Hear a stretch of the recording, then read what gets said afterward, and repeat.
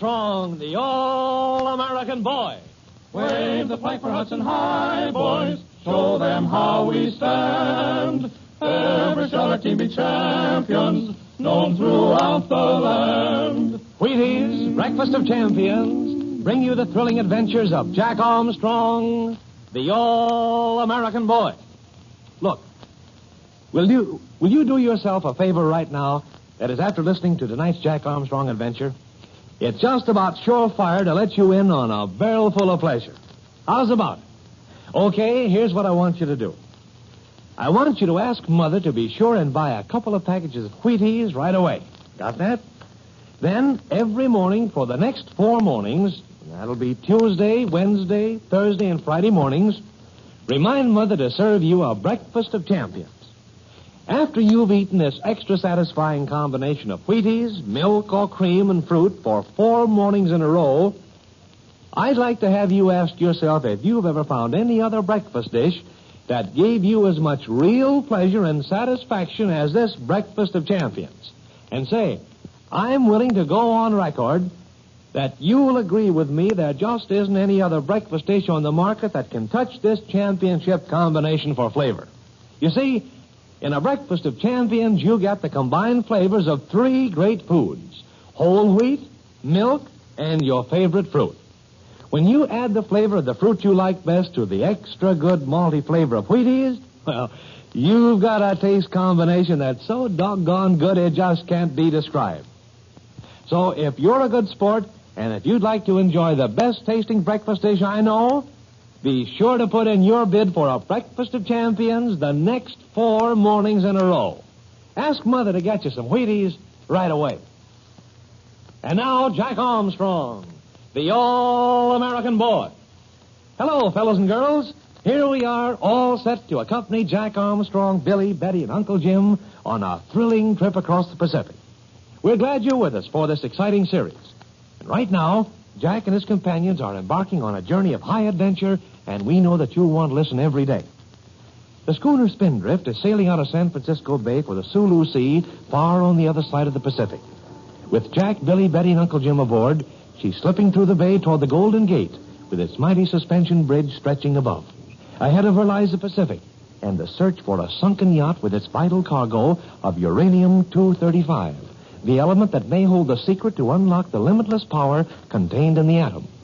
But things are happening aboard the Spindrift. While Billy has the wheel with Betty beside him, Jack and Uncle Jim are going below to search out a hidden stowaway Betty discovered in the main cabin. Listen.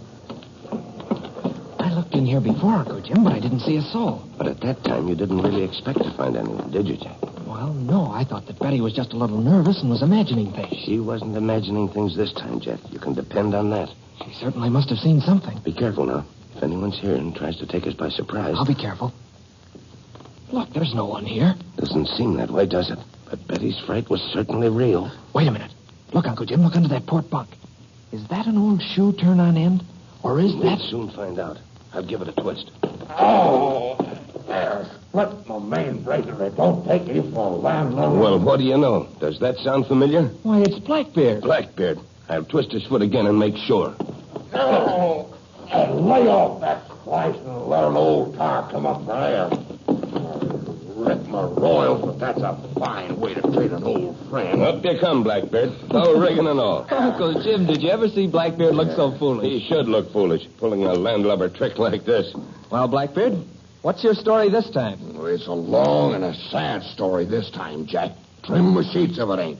A story of double-cross and misplaced faith. You'd better make it short, Blackbeard. We're going to turn you over to the harbor patrol before we clear the Golden Gate. Oh, now, Captain Jim, sir, you wouldn't do that to an old shipmate. And I'll help him, Blackbeard. See if I won't. Well, now, cross my stays, but you're almighty suspicious. Both of you. Why, I've got some information that's worth a pirate's treasure to you. That I have. You ought to know something. You're in head over heels with this gang that's trying to cross us up. No, Captain Fairfield, that's where you're wrong.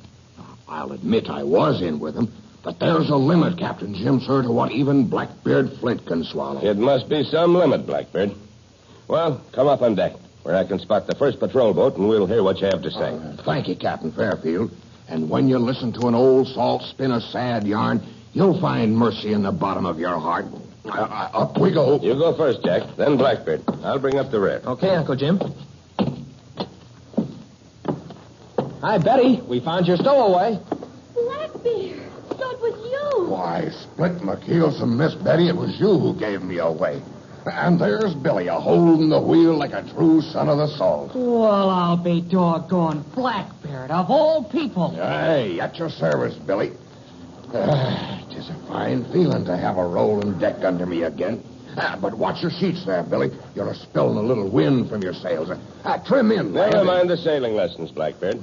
I see a patrol boat on our lee, and you haven't much time. Better make it good, Blackbeard. It'll be a long time before you have a chance to spin us another yarn. Cross my stays, Jack. You shouldn't be so quick at disbelieving. Now, I admit, when you and I crossed back at Hudson, I was in with bad company. They sent me there on a little matter of a chart or something, and maybe to see if you'd gotten a wee package from abroad. Oh, so you know about the ring, too. Quiet, Billy. We'll let Blackbeard do the talking. But I'll be honest with you, Billy. They told me everything, and that's why I'm here, to spill the truth to my old friends. You better get to it, Blackbeard. That patrol boat is closing in. Now, listen, Jack, my lad, and you'll hear a tale that'll make your blood curdle. You and your Uncle Jim are up against a cruel and desperate collection of half-breeds who'll stop at nothing. Nothing, my lad. Nothing. The skipper of this gang of cutthroats hangs out in Manila, but he's got his men everywhere. Everywhere. Why, he can turn his little finger and they'll be doing handsprings for him in San Francisco or Timbuktu. We'll scratch Timbuktu off our list then, Blackbeard. It won't do you no good, Jack. No matter where you are, he'll have his crew a-shadowing you and ready to pounce whenever he gives the word. They didn't have much luck pouncing in San Francisco, Blackbeard. Billy, you're a little too smart for them there, but they know you better now. And, Billy, my lad, if you'll port your helm a wee bit, we'll sort of edge away from that patrol boat. Well, as I was a-saying, you're up against a crew the likes of which you've never seen. They know a lot, they do. They know that Professor Loring's yacht went down somewhere in the Sulu Sea. And they'd like to know where, wouldn't they, Blackbeard? They'll stop at nothing to find out where the yacht lies, Miss Betty. And they know... listen now, Captain Fairfield. They know that you've got a wee bit of chart that tells where she's a-lying in Davy Jones' locker. Patrol boat's getting close, Blackbeard. Douse my claims if she ain't Captain Fairfield, but when I'm through, you'll maybe change your tag. What else do they know, Blackbeard? They know you've got a certain ring. Why, Jack, my lad, they even know you had that ring sent to the small post office before you picked it up. And they want that ring just as bad as they want that little chart. Anything else, Blackbeard? Why, Colonel McComer's Captain Fairfield. Ain't that enough? You haven't told us why you had this sudden change of heart, nor why you stowed away. Shriveled my shrouds, so I haven't. Billy, my lad, it fair breaks my heart to see you mishandle such a trim schooner that way. Now, if you'll trim in that mainsail, just... Don't mind him, Billy. He's just stalling for time while he thinks up a good answer. Now, there, Miss Betty. You always had a kind word for me before this. It is a sad blow to an old tar when you turn again, mate. Since Blackbeard doesn't want to talk anymore, Jack, you'd better hoist that signal flag to call in the patrol boat. Why, trip my top and lift of course I'll talk, Captain Fairfield. And now, you was asking... I was asking why you had this sudden change of heart and why you stowed away. You've had enough time to think up a bully answer. If I seem slow in answering, Captain Fairfield, it's 'cause the matter fair wrings my heart. Captain Fairfield, you wouldn't believe it, but I've been double-crossed. You? Double-crossed? Double-crossed, Jack. I didn't know that people could have such black hearts. Why, Jack, that gang is lower than a sunken schooner. It must have been a new experience for you, Blackbeard. Tell us how they double-crossed you. Captain Fairfield, I'll be honest with you. Frank and honest. They sent me to Hudson to do them a small favor. And they says to me, Blackbeard, you may be able to do it or you may not. But whether you do it or not, we'll buy your ticket back to Manila. A small favor? Do you call trying to steal that chart from us a small favor? Not steal it, Miss Betty. And how was I to know the little chart meant so much to you? How was I to know you were a-starting on this trip to the Sulu Sea? Of course, you couldn't even guess that Uncle Jim would be interested, could you, Blackbeard? You couldn't even guess that he might want to carry on Professor Loring's work. And you couldn't possibly know, could you, Blackbeard, how important this uranium-235 is to our country? Why, bust my balances. How was I to know such a thing? Go on, Blackbeard. Well, as I was a-saying, Captain Fairfield, this unscrupulous heathen crowd, blast their bilges, they was to give me a ticket back to Manila and maybe pay me a little, just a little for my trouble. But they didn't. You wouldn't believe it, Captain Fairfield, but they didn't. You seem to have gotten from Hudson to San Francisco pretty quick. Why, sure I did, Jack. They paid my way there and on an airliner, too. But when I got to Frisco, they said, Blackbeard, before you return to Manila, we've got another small job for you. That job was to sink our ship, I suppose. Well, not exactly that, Jack. So I says, no. Me do a thing like that to my old friends now that I know they need that chart? No, not Blackbeard. And when you wouldn't try and rob us again, I suppose they fired you. Why, Riddle, my rudder, you took the words right out of my mouth, Captain Fairfield. That patrol boat's bearing in, Blackbeard. You'll just about have time to tell us why you stowed away. Why, Jack, my lad, why else should I stow away except to get back to Manila again? Uncle Jim, shall I run the signal flag aloft for the patrol boat? Wait a minute, Jack. Now that Blackbeard's through, I have a few questions to ask you. Well, ask me anything, Captain Fairfield. Anything you want. And jump my jib if I don't answer them frank and honest. Who's the head of this gang in Manila? Well, now, that's a wee bit hard to say. He didn't exactly... Out with it, Blackbeard, quick. Well, since you insist, Dr. Shapato. Dr. Shapato? Well, leastwise, that's what they call him. What nationality is he? Well, he's got a bit of everything in him. Who was the chap who broke into the ship? They call him Lazaro. Well, what on earth did he want, Blackbeard? Blow him a bowsprit, Billy. I don't know. Now answer this one quickly, Blackbeard. What do you know about the ring? What's that? The ring. The ring that Dr. Shapato is so keen on getting. What's the secret of it? Captain Fairfield, you've got me there. Honest, you've got me there. I wonder. All right, Blackbeard. Make yourself useful and run up that forecastle. Aye, Captain Fairfield. Thank you, sir. I'll have her up for you in a jiffy. Uncle Jim, you aren't taking him along. Yes, I am, Jack. But you don't believe him. After all, he hasn't told us a thing we didn't know before, except about Dr. Shapato. I know, Jack. But I've a hunch there's a lot more he will tell us if he's not careful. We'll let him think that we believe him, and we'll watch him like hawks. Gosh, but we'd better, Uncle Jim. He's after that chart and ring. Of course he is. We'll dump him off at Honolulu. But in the meantime, we've got to discover the secret of the ring. And maybe Blackbeard will throw us on the right track.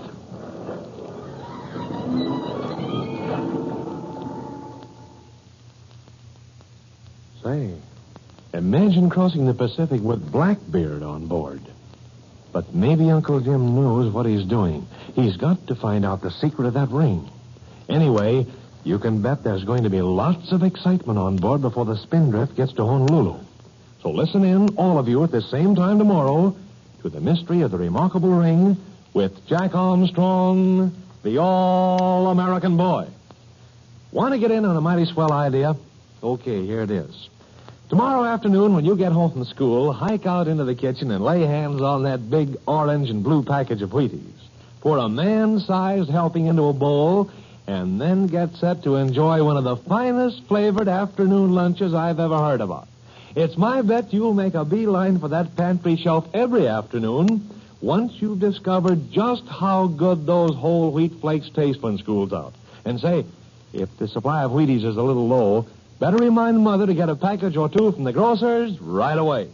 Have you tried Wheaties? They're whole wheat with all of the bran. Won't you try Wheaties?